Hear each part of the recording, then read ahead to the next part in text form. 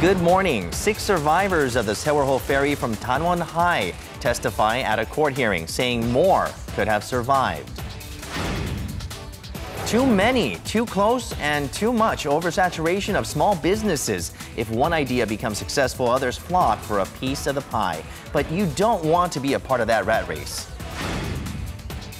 The technology to make your leisure life just a tad funner or a bit less boring depending on which way you look at it. Pain, swelling, and difficulty moving a particular joint. It could be more than just simple soreness. On Korea Today, Tuesday, July 29th, 2014. From Arirang News, this is Korea Today. And good morning. Thanks for tuning in to our Tuesday edition of Korea Today. I'm Oh Jin-ju alongside Kim Yeo. Now, today I'll start with a question. How do you say hello or greet someone? I'll give you 3 options: a handshake, and a high five, and a fist bump. So it's not just a simple hello. We have to choose one of those, right? I usually shake hands, right? Or maybe a high five with people who are close. Well, shaking hands apparently is the most dangerous way when it comes to germ infection, and fist bump was the most safest way as it transmits fewer germs compared to the traditional handshaking. 1/20th the amount of germs transmitted through a handshake. Okay, what happened to just the times when we could just shake hands and just not worry about germs and all that, right? But I guess, hygiene does have a big role that's played in the modern day greetings. So there you go. Let's start the show off right. No germs there, just very little. Right. But first, let's begin with the latest on the trial against crew members of the sunken ferry. 6 students from Tanwon High School who survived the tragic ferry sinking in April appeared at a court hearing Monday to give their testimony of the situation at the time of the accident and how they escaped the ill-fated ship. All 6 of them said they weren't able to receive any help from the crew members nor the Coast Guard as they were waiting for help, and some were swept away by waves during this process. They also added that if there had only been an announcement made instructing them to leave the ferry, more could have survived.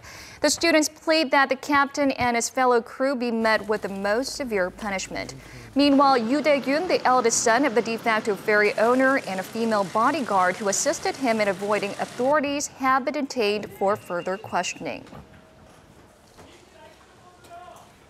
According to newly discovered documents, Japan did not uphold a 1965 treaty that normalized the two nations' bilateral ties when they chose not to return major cultural assets to Korea as agreed.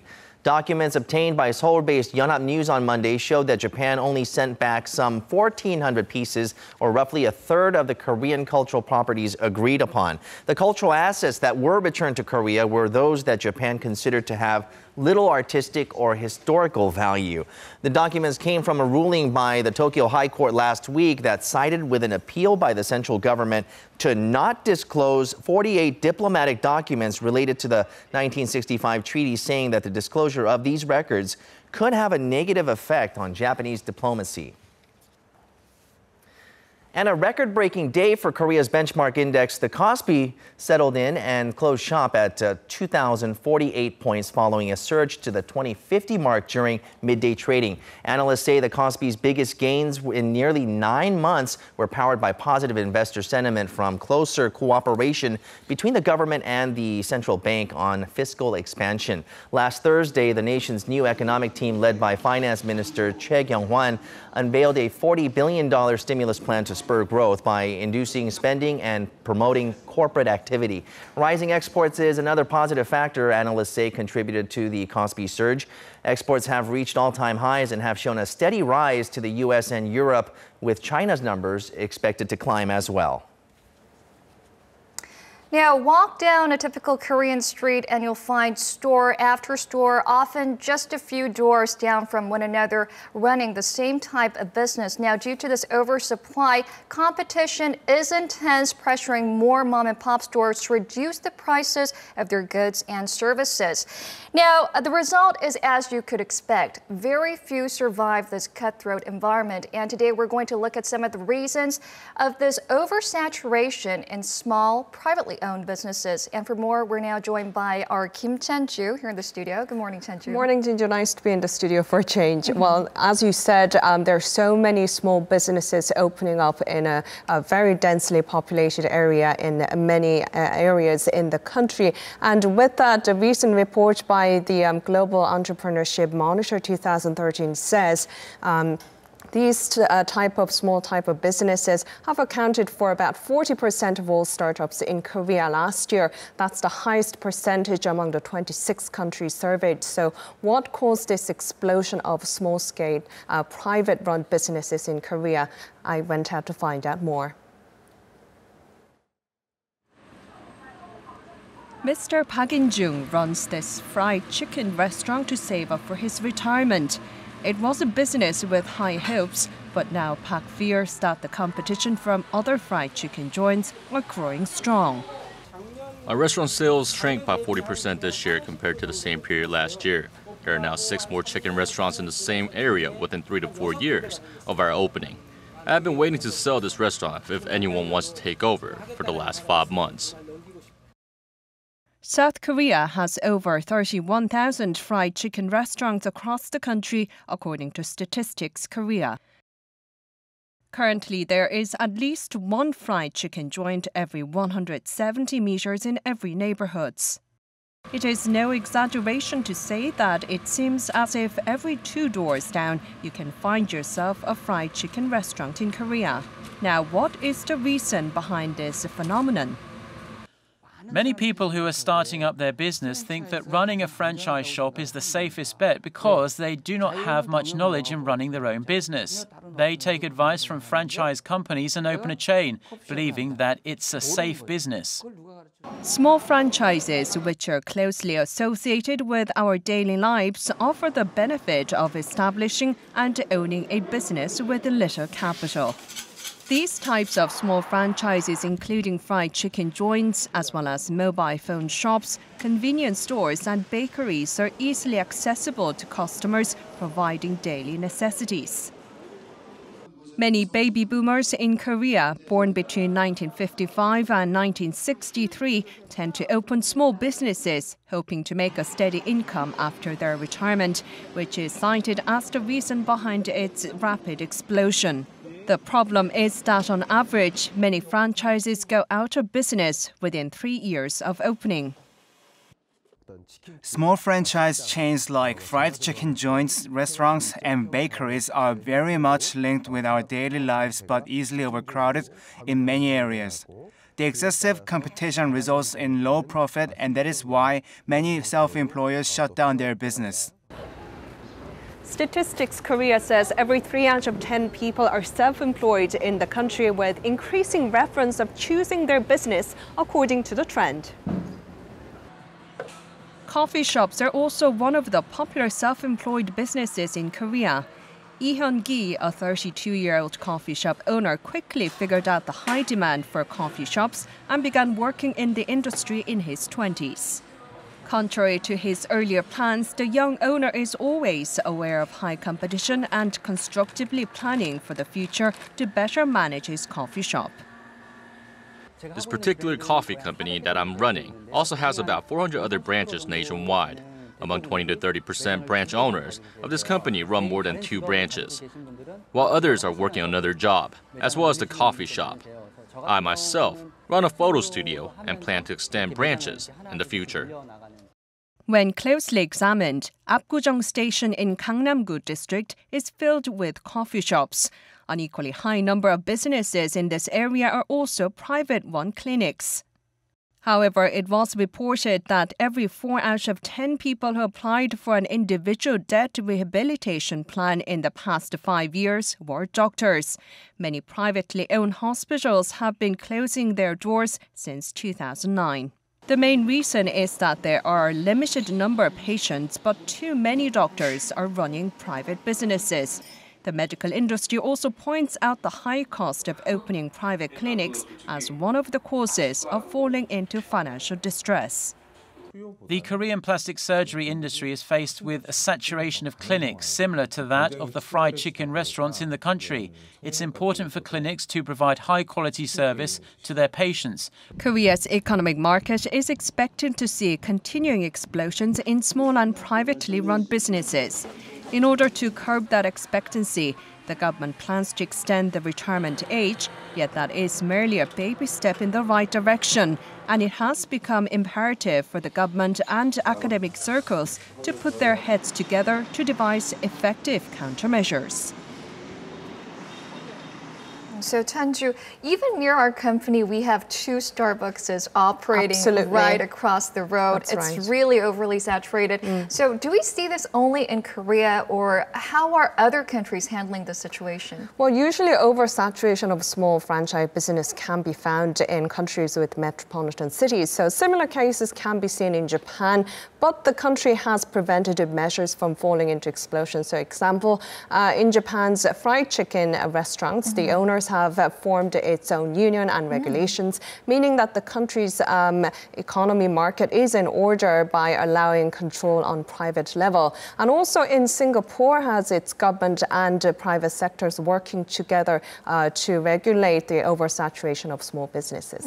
So I guess Korean businesses could benchmark that Japan's case of private companies making an order among themselves. But the government must be doing something to ease this fierce competition. What are some of the measures? Well, the government has been running a monitoring system to watch out for the same type of businesses opening in a close proximity. So since last July, officials have ordered franchise restaurants not to open 2 outlets within 800 meters from each other. And commercial business information system will be provided in order to prevent saturation, and for those franchise owners who are about to open up their businesses, they're required to pay additional tax in order to prevent that saturation as well. And those owners who are unfortunately forced to close down their business are entitled to receive about 1.15 million won of unemployment allowance per month for a maximum of 6 months as well. So the government is giving some money and time for them to get back on their own feet again. Well, thank you, Chandra, for that report this morning. My pleasure.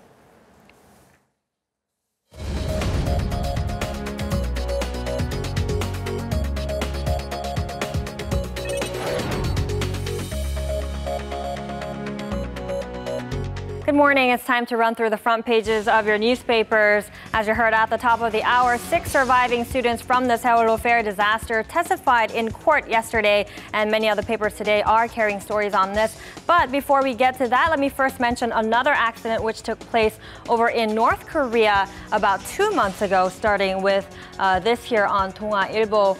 Now, the headline reads, bus crash in North Korea's Masinyeong. 50 students of most prestigious middle school die. North Korean sources reported yesterday that some 50 students aboard a tour bus in North Korea have all died from the bus crash on May 24th. Now, the students belong to the most prestigious middle school in the north, which is also the school that former North Korean leader Kim Jong-il had attended. And if we take a look at the subheadline here, it also mentions that because most of these school kids were children of high-ranking officials in North Korea, the tragic incident is being kept under the radar. If we take a look at this map here, it shows where the crash took place. They were apparently on their way to a camping site located in Wonsan of Gangwon-do province for a school trip. And this is the point here with the star here where they are believed to have crashed in the area along Masinyeong Pass. And now we'll go over to another piece of news here on Gyeongyang Shinmun. This one on yesterday's testimony by Danon High School students. Like I said earlier, the title on Gyeongyang Shinmun are words coming from the survivors.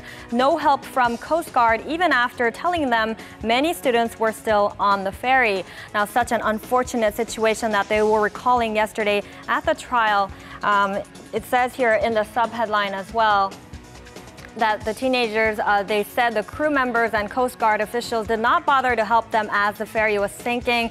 On the witness stand, they urged judges to severely punish the crewmen for their irresponsible actions. And now switching gears to some business news. First up on Joseonilbo, there's a story here beneath the image there. And this one is about the government's push to tax what it calls excess cash reserves of large business groups. This is news that we have been following for more than a week now. The article is titled "Government to Levy 10% Tax on Cash Reserves for Conglomerates." So the government has decided to put a 10% tax on those mostly family-controlled conglomerates, along with other companies of any size or industry as well. Hence, this is a single tax rate to scale down those businesses' bulging cash reserves. And finally, let's go to the Mail Business newspaper for a look at this here. And we'll take a look. There we go. This one, the article below the image here. The header says, "Reversed investing trend, 50s more aggressive versus 30s more stable." Now, this means investors in their 50s are taking higher investment risks compared to those in their 30s. Now, this is interesting because generally younger investors would tend to take on the more aggressive investment strategy to build wealth, while older investors around retirement age allocate more of their investments to safer assets. But such is not the case for Korean investors. According to a poll done by the Daily and Hankuk Research on stock and fund investment status conducted yesterday, it turns out that the older age group are investing more money in stocks, while those in their 30s are purchasing stocks worth less of an amount. However, an expert said that this inverse investment pattern could derail the youth's efforts to accumulate wealth and hinder seniors in their preparation for the years following retirement. Now, speaking of stocks, you heard earlier in the program's headlines as well, but as you can see here in this picture from yesterday, another record-breaking day for the Kospi as it gained 14.96 points to 2,048.81. And that was a look at your newspaper headlines for this Tuesday. And now more on the stock numbers coming on from Monday's market action.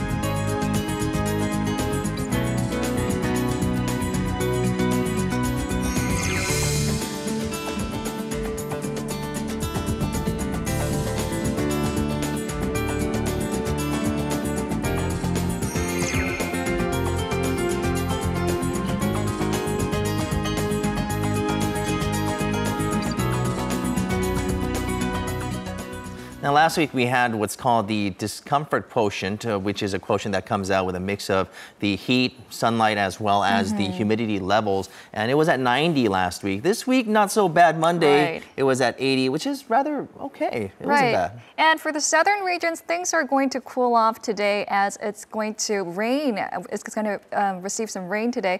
And for more on the weather forecast, let's go over to our Chun Sung-cho, who is standing by outdoors. Good morning, Sung-cho. Good morning. Good morning, guys. I'm reporting live by the Yangjaecheon stream. Today, we're starting off with overcast skies nationwide and continuing hot and humid conditions. On a day like this, coming out to a place like here sounds like a good idea to cool off a little bit. However, over in the southern regions, it's a different story.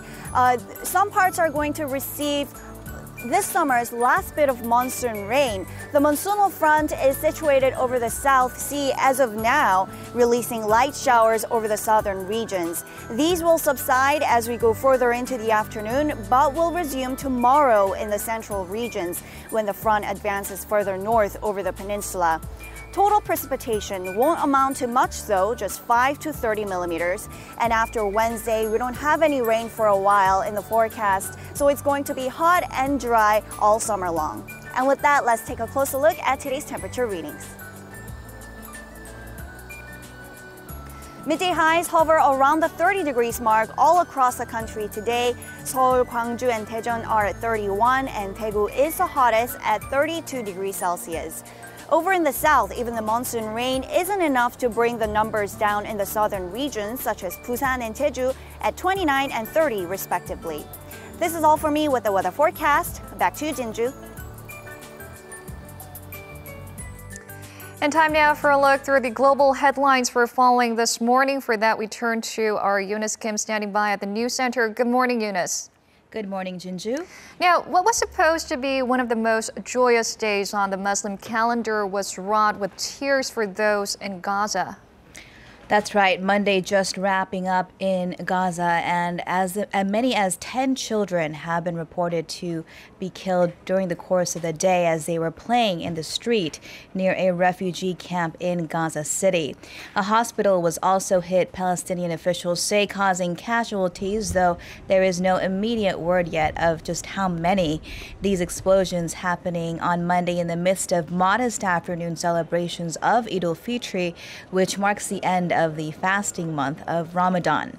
Palestinian officials blamed Israeli airstrikes for the deaths, but Israel said it was misfired rockets detonated by, quote, terrorists that were to blame. Meanwhile, Israel confirmed 5 of its soldiers died on Monday and that an equal number of Hamas fighters were also killed inside Israel. Prime Minister Benjamin Netanyahu, while calling Monday a painful day, warned of a prolonged Israeli Gaza operation that would neutralize Hamas tunnels into Israel. Meanwhile, UN Secretary General Ban Ki-moon reiterated an earlier call by the United Nations for an immediate unconditional humanitarian ceasefire in Gaza, demanding both sides to end the violence in the name of humanity. But that ceasefire remains elusive. Turning now to the downed Malaysian airliner in eastern Ukraine, Ukrainian security officials now saying that the plane was hit by shrapnel from a missile that caused massive explosive decompression, causing the plane to nosedive. They cited information from the plane's flight data recorders, which are currently being scrutinized by experts in Britain. This would be consistent with suspicions that pro-Russian rebels had shot the plane down with a Buk system missile, which is designed to explode close to the aircraft and spray it with shrapnel. But rebels have been blaming all along Ukraine for that shootdown. Meanwhile, on the ground, a team of Dutch and Australian forensic experts and police have been kept from securing the crash site for a second consecutive day due to heavy fighting nearby. The UN's human rights chief Navi Pillay said Monday the downing of the jet could constitute a war crime, promising justice to those violating international law. The White House said the European Union and the U.S. are poised to announce new sanctions against Russia this week. And moving on to China, Eunice, it seems that you won't be seeing people ordering a Big Mac or a box of chicken nuggets for the time being now. Right, and that's because they won't be able to. McDonald's in China has pulled its menu items that have beef, chicken, and pork in them. This comes as the company faces meat shortages after its meat supplier, the troubled Shanghai Husi Food, has been overhauled by its Illinois-based parent company, which recalled all of its products from the market. A TV report had accused and showed Husi Food mixing expired meat with fresh products and forging production dates, causing an uproar from the fast food chains at the service. Parent company OSI Group said the food safety scandal was absolutely inconsistent with the group's standards and promised to review all of its China plants. KFC and Pizza Hut parent Yum Brands Incorporated had already severed ties with OSI last week. And that's a wrap of the global headlines we're following this morning.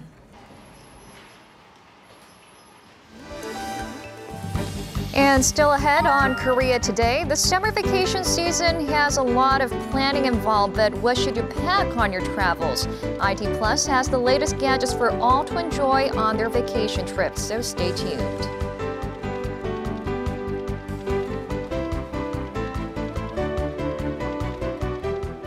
Summer vacation season is in for children, elementary school kids perhaps. My child is actually going on vacation right after today. That's good news for them, but it means it's tough for the parents. And our Im Yoon-hee joins us with a few ideas for those parents out there trying to look for a place to take their kids over the summer break. Hi. Right. Good morning, Young. So I'm sure you love having your kids home as well, right? I don't know.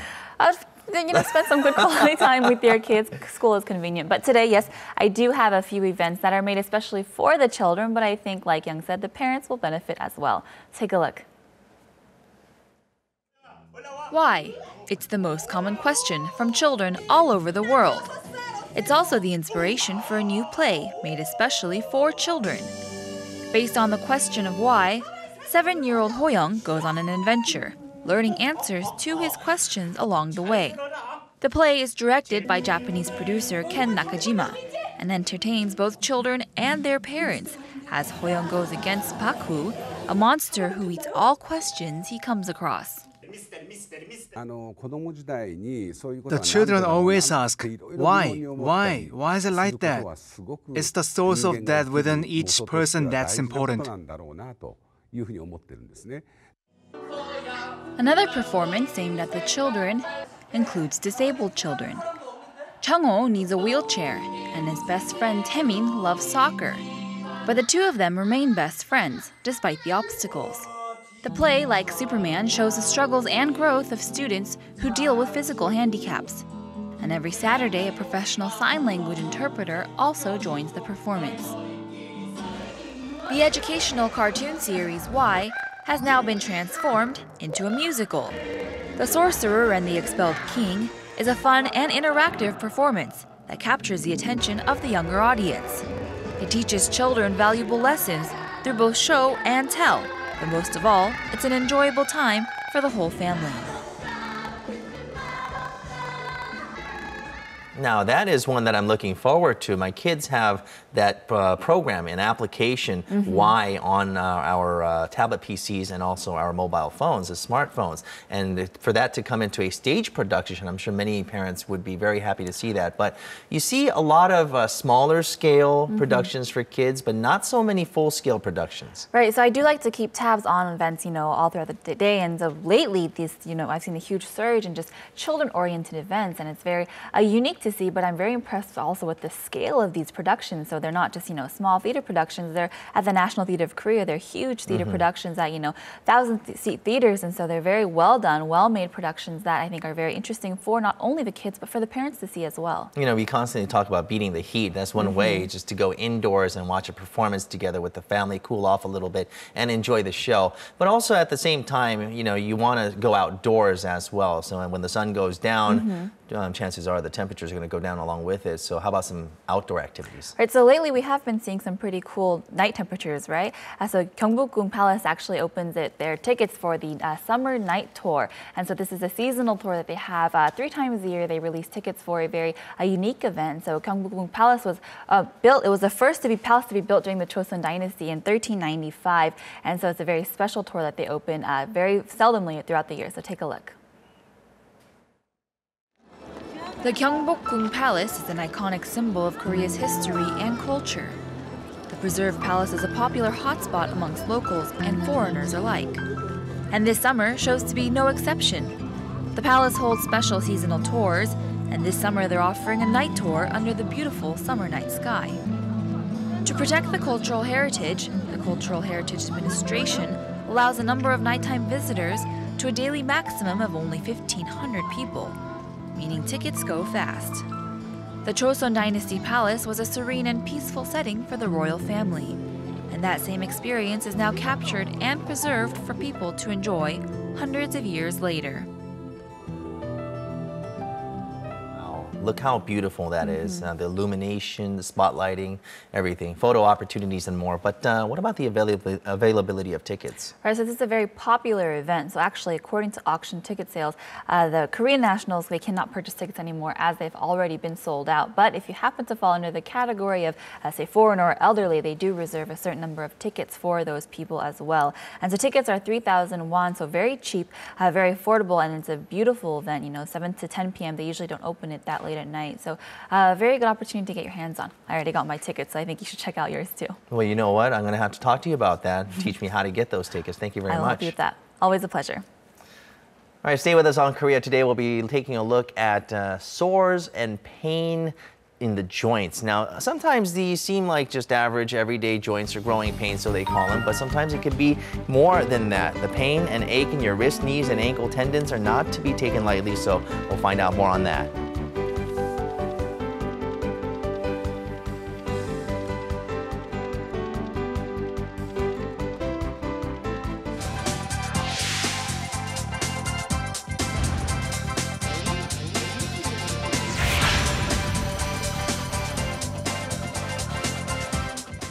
And today on News Sum Up, trending online is the largest ever prehistoric village found on the Korean Peninsula. It's known to date back to the Bronze Age. For more on this and other keywords, let's go over to our Misorang at the Digital Room. Good morning, Misorang. Good morning, Jinju. So, to give you a little background, they'd been planning to build a theme park on this island, the Jungdo Island, but then came across some prehistoric remains. So obviously they had to stop what they were doing and instead brought in a team of archaeologists and historians to excavate the site, and they've been digging up the area since last October. Yesterday they were able to confirm that they'd found 1,400 units, that's right, 1,400 units of prehistoric artifacts so far, including 100 Bronze Age dolmens, 900 housing lots, and a bronze sword and an axe. Now, speaking of Korean history, if you'd like to learn more about it, the Northeast Asian History Foundation will run Korean history classes for foreigners starting this coming September. Meanwhile, if you're planning to eat some peaches this summer, now is the perfect time to pick up a bargain. Due to the unusual weather conditions we've been experiencing the past month, there's now an oversupply of peaches nationwide, and prices have dropped by 30% from this time last year. Meanwhile, out east, poisonous jellyfish have been popping up here and there at the Sokcho beach, so the city council there is now installing nets around the swimming areas to keep the jellyfish out. And on to our last item of the day, we now know which car the Pope will ride in during his Korean visit. Because to his request for a small Korean car, this is what the Korean government replied with. Homegrown and at 1.6 liters, the Kia Soul is definitely on the smaller side of things and is known for being a best value car. But that's not to say that it's just any old small car, because it has a high safety rating and is still very roomy inside because it's a cross between an SUV and a sedan. For Pope Francis, who's known for being down to earth and frugal, I think this will be the perfect choice. And with that, it's a wrap for today's edition of your Daily News Sum Up.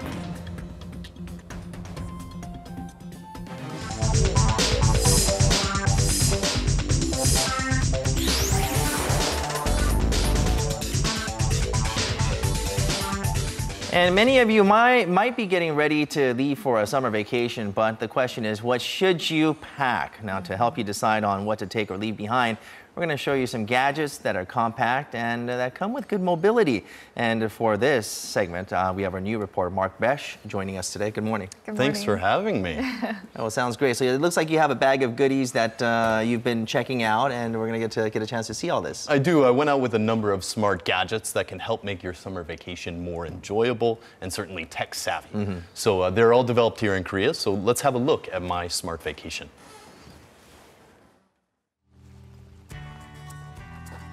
To get away from the heat and get some quality alone time, I headed out on a special summer vacation.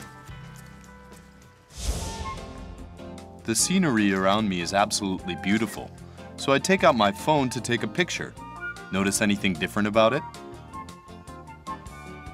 It comes with a 1.5-fold zoom lens, a 120-degree wide lens, a 160-degree super wide lens, a 180-degree fisheye lens, and a micro lens with a magnification power of 40. These all fit into a smartphone cover that works like a puzzle. It's incredible. Even though you're using the same camera, you can create all these different shots using these features.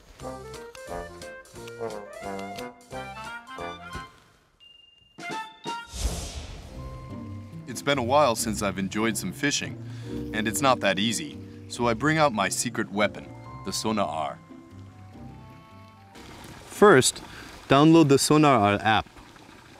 After you're done with that, fasten the Sonar to the end of your fishing line and cast it into the water.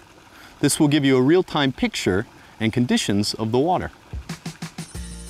The Sonar R projects sound waves, and by hitting objects underwater, it can tell you where they are via Bluetooth connection with your mobile phone.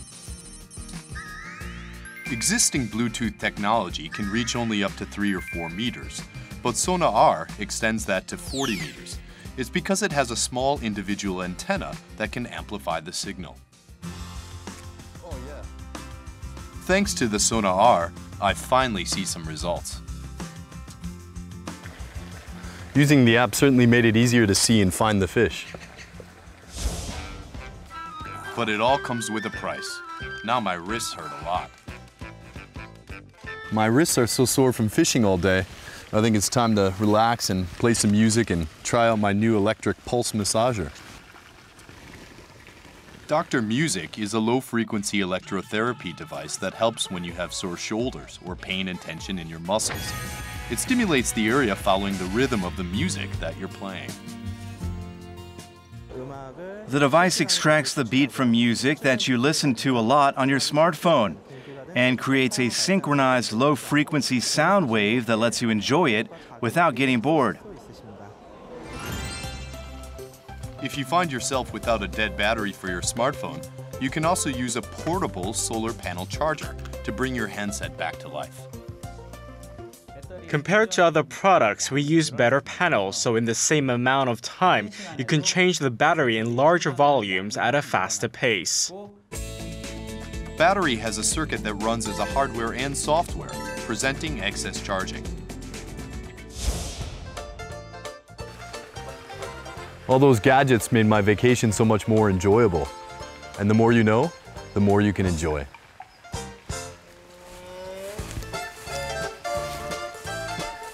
You know what? I haven't seen anything like Dr. Music, and Young is actually having it on here.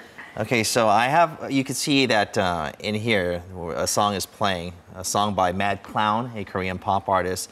And once you play it, you can go ahead and, I guess, turn up the amplifier on this thing. I'm not sure what you call that, but every time it beats, you can actually feel a certain, like a gyrating type of feeling. At first, it was rather disturbing. Right. It almost feels like someone is pulling like your tendons from within your wrist. And it was disturbing, but I'm getting used to it, and it's rather relaxing. Does it feel good? Yeah, like eventually? Yeah, it kind of does. Goes with the music too. You can hear that, right? So, like, how does this device read the music and translate it into this low frequency wave? Yeah, well, in the device, there's a digital signal processor and a small microcomputer that extracts the wave patterns from the music in real time. And what this does is, via the small tiny circuit inside, it analyzes the wave patterns and projects a low-frequency pulse that acts as the massage stimulant. Here, Jinji, why don't you just go ahead and put that on there, and you could feel that. Can you feel it? Not yet. Okay. We'll try that on her later on. Okay. But anyhow, yeah, it does have a massaging sensation, and it's rather portable too, so you can have that with you when you go fishing and doing whatever it is, right? But also now let's get to the puzzle look. It looks like that is a nifty gadget because a lot of people have stopped using digital cameras these days because they have smartphones with all the best camera functions. Yeah, indeed. In fact, instead of the standard sub-miniature camera module that's found on your smartphone, this device uses a series of different lens configurations. Right. What they have here is what's called a double compound lens, which is actually a patented technology. This will give you a range of different photograph options to make sure that you get the photograph that you want. Also down here, there's a small flash drive, which you can use. Oh, wow. Yeah. If you put it in there, you can also use it as a little kickstand to take your photographs. And it's also a flash drive, so you can store memory on it. Yep, so you can store your photos down there, and it's a convenient storage spot on the go. Oh, wow. And moving on to that Sonar R, can we have a try with that Sonar R? This is the Sonar R device. In fact, it functions without a battery.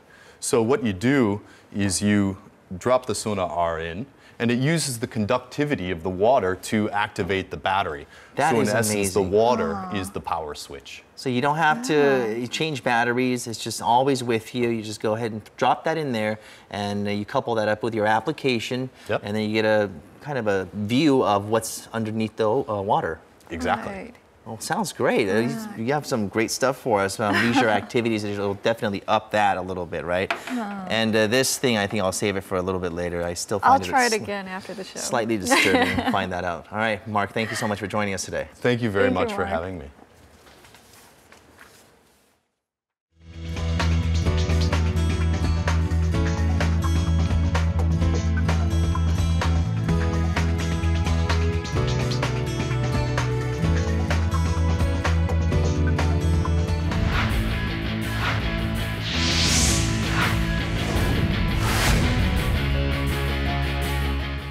And a good Tuesday morning to you all as we kick things off with the KFA as they continue to rebuild their committee. And on Monday, the newest technical committee director Lee Young-soo announced his new committee members. And with 7 names being announced on Monday, Lee Young-soo, the head of the technical committee, decided to choose people who he believed had expertise in different areas of the game. This includes several former head coaches like Kim Hak-bum, who once coached Seongnam Mira Cheonma in the K-League Classic. Now, another notable name includes Cho Young-jung, who was the match director of the K-League. And with the technical committee now complete, Lee Young-soo stated that he is not in a rush to choose the next head coach, but will make his next decision before the September 8 matches. And now moving over to baseball this time as manager Ryu Jung-il of the Samsung Lions announced his 24-man roster for the upcoming Asian Games in Incheon. And while there were some clear-cut picks like Park Byung-ho of the Nexon Heroes who will play first base for the national team, several players were included for the first time. This includes Tusan Bears utility man Oh Jae-won, NC Dino's second-year slugger Na Sung-bum, and NC Dino's ace Lee Jae-hak. Of course, the 24-man roster also includes an amateur player by the name of Hong Sung-moo from Donghee University. And now staying with domestic baseball, a couple of games took place last night to make up for some of the rained-out games over the weekend as the Nexon Heroes came back to beat the SK Wyverns 10-8. Meanwhile, let's take a look at the red-hot LG Twins take on the Lotte Giants. And of course, going into the game here, first inning of the game, Park Jong-yoon with a sac fly to center field gives the Lotte Giants the early 1-0 lead. Now third inning, Kim Moon-ho with an RBI double here scores Park Ki-hyuk, and it's 2-0 Lotte before Ha Jun-ho makes it 3-0 with an RBI single to center. But here come the LG Twins in the 7th inning. Park Yong-taek with a 2-run single cuts the deficit to 3-2 before Chung Hee-yoon with 2 men on, and there it goes deep to left field, a 3-run shot, and that's the game winner there as the LG Twins come back to win this game 5-3. And now more baseball, this time in the majors, as LA Dodgers lefty Ryu Hyun-jin won his 12th game of the season, this time against the team he normally struggles against. And of course, going up against the San Francisco Giants, Ryu goes 6 innings, giving up 6 hits on 3 runs while striking out 7 San Francisco Giants hitters. Now, the Dodgers bullpen does the rest as they win the game 4-3 as the South Korean improves his record to 12-5, helping the Dodgers sweep the Giants. And now finishing things off in the LPGA with the South Korean national team finishing 3rd in the inaugural LPGA International Crown over the weekend. It was quite disappointing finish, but for Park In-bi, she showed that she's still one of the best in the world. Now, whether it be the clutch performance against Team USA over the weekend to help Korea advance to the finals, or the 4-2 win over Caroline Hedwall of Sweden in the final single play round, Park In-bi showed that she was the leader on the team and pulled through for the team when they needed her. And while Korea might have fell short, she hopes Korea will finish on top in the next international crown in 2 years. And that's going to wrap it up for me. This has been SJ. Have a great rest of the day and see you guys again for your sports needs.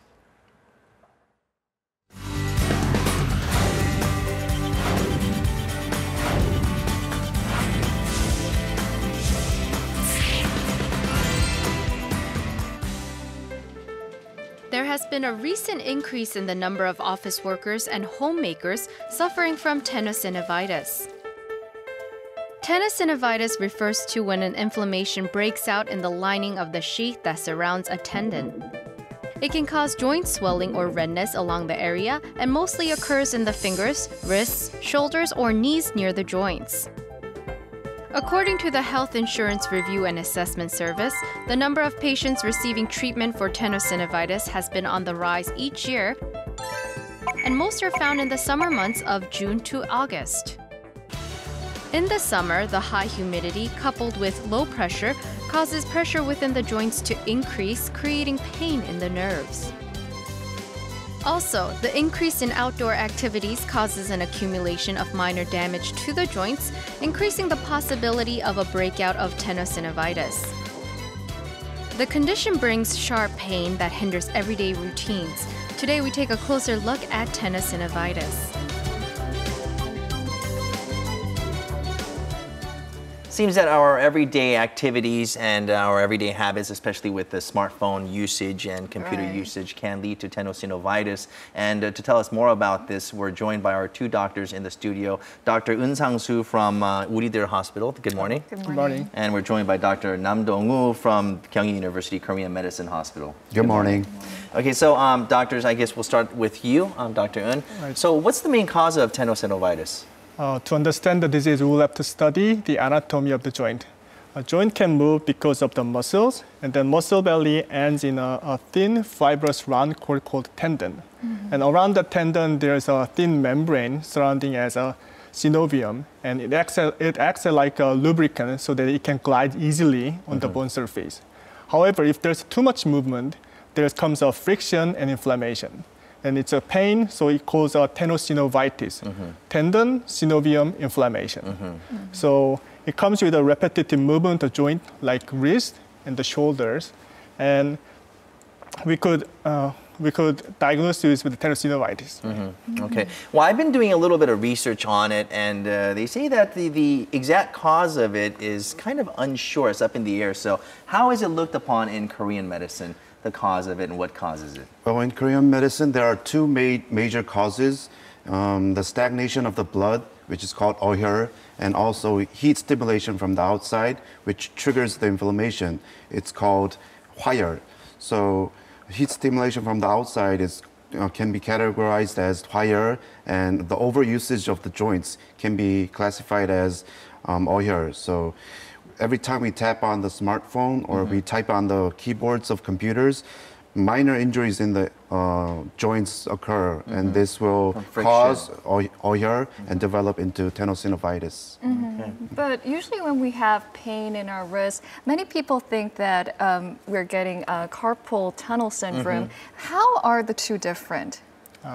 They could be confused. However, there are completely two different disease entities. Tenosynovitis is inflammation of the wrist. So the main symptom is a pain on the joint line. However, for carpal tunnel syndrome, it's a median nerve compression. So it comes with mainly on the tip of the fingers with a symptom of numbness, radiating pain, or if it's severe, it could come with atrophy of the thenar muscles and also the weakness. Okay. Well, how about self-diagnosis? I'm pretty sure a doctor can tell you from looking at your symptoms and maybe an X-ray to see what's going on. But Dr. Na, how can you how would you suspect that? Oh, you can diagnose yourself using a simple test.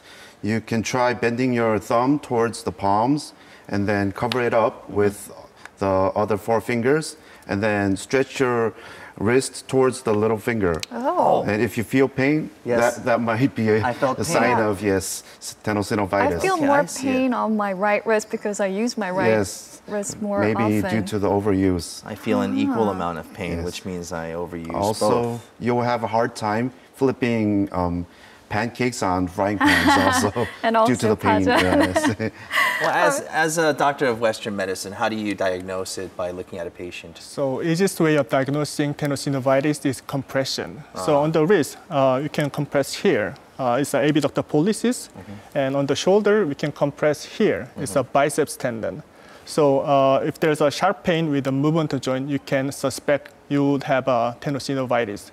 And there's another disease called trigger finger, that after flexing the finger, it doesn't extend. So it shoots suddenly it shoots like a trigger. And it's called the trigger fingers. Right, but I heard that women are more likely to get this certain condition. How do you think, Mr. Nam? Well, tenosynovitis is more common in the mid-aged women because the muscles, tendons, and ligaments of the women are more weaker compared to the men, so they are more vulnerable. Also, childbirth and menopause can influence the tenosynovitis due to the hormone changes. And also women they do housework and also childcare, that can overuse the joints. Using a lot of your arms and shoulders. So let's take a look at some of the treatment options for this tenosynovitis in this next report.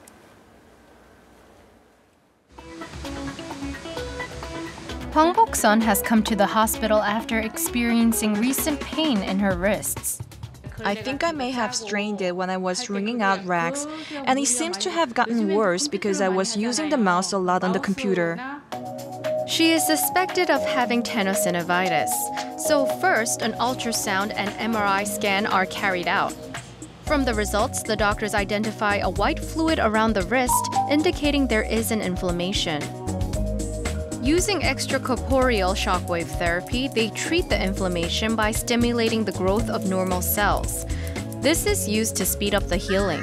It also encourages the formation of new blood cells and reduces sensitivity of the nerves to help relieve pain. In severe cases, steroid shots are administered to relieve the inflammation, and a splint is used after the treatment to give it stability. If these measurements are not effective, corticosteroids that can be injected into the inflamed area may also be prescribed. Steroid injections are used twice, 1 or 2 months in intervals. If you have a recurring tenosynovitis, doctor may recommend surgery to correct the problem. In Korean medicine, acupuncture and moxibustion are used to treat tenosynovitis. If the patient has the condition in the left thumb, instead of applying treatment directly to the left side, 상암 acupuncture is administered on the right hand and foot. If you can stimulate the vagus nerve, even if it isn't the area where the inflammation itself is, it can produce dopamine, which has anti-inflammatory qualities. So for Saam acupuncture therapy, which is used to treat tenosynovitis, it increases the release of dopamine and removes the inflammation. Coptis root, which has anti-inflammatory qualities, is administered directly to the area in question in the form of herbal acupuncture.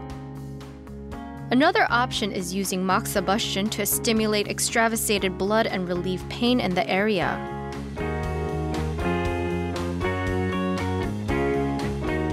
Now, we saw in the report the Saam acupuncture treatment, right? Tell us a little bit more about that and how that works. Saam acupuncture is a traditional Korean acupuncture method, and we, based on the Korean medicine diagnosis, we select 4 acupuncture points which will enhance or regulate the functions of the meridians. Then this will cure the balance or the functions of the organs. So because we target to control the organ functions, we don't have to put the acupuncture points on the affected side, but we could treat the opposite side. I see. So for tenosynovitis, if the condition gets severe, we might have to think of the option of surgery. How bad does it need to get, and what kind of surgery do we go through? The surgery is very simple, local day procedures. We make 1 centimeter of skin incisions and then release the narrow retinaculum. You can discharge right away. And it's only done in a very severe patients who does not respond to the conservative therapies. Okay, so let's end it on this note. I think we would like to know how you prevent it, because we do know the causes and what exactly happens. So how do you prevent it, Dr. Nam? Well, the most important aspect will be to avoid overuse and also to warm up before exercise and after exercises. And also you could use massage acupuncture points. Maybe we call hapgok, which is the muscle between the thumb and the index finger. You can massage it so to enhance the circulation to the hands. And also, thank you. Why don't we go ahead and just hold that out there for our cameras to see? So this is called yanggok, and this is called yangge, which is the snuff box on the finger, and it will help smoothen the muscles and also the tendons and ligaments. Okay, sounds good. So stimulating those points will help you prevent that. How about in Western medicine? You have to be a doctor for yourself. When you start to have a pain on the wrist joint, you should avoid using this side. Instead, use the right side. Or when you lift the heavy things, use a bigger joint like elbow. Right. Or if you're already diagnosed with a tenosynovitis, you should consider using a brace, hand braces like this. So, would you like to try on? Right. So for the thumb. This is for the left hand. Right, left hand. So this will restrict the thumb motion, so you will have not a pain on here. However, if you have a pain on the whole around the joint, you could wear a brace bigger like this. And there are a way of stretching it. So you could flex and extend, and side bendings will help you stretching. And there are ways for the strengthening. You can use a soft ball like this for the strengthenings, and all the elastic bands to extend. Okay. So to strengthen your muscle in the wrist. So this will keep your tendons healthy and strong. All right, well, sounds good. It definitely is a time and age, especially if you have kids that play video games. I play video games all the time, too. So it's a day and age where we use our thumbs a lot more than we used to back in those times. Especially for smartphones. All right, doctors, thank you very much for joining us and talking to us about tenosynovitis. Thank you. Thank you.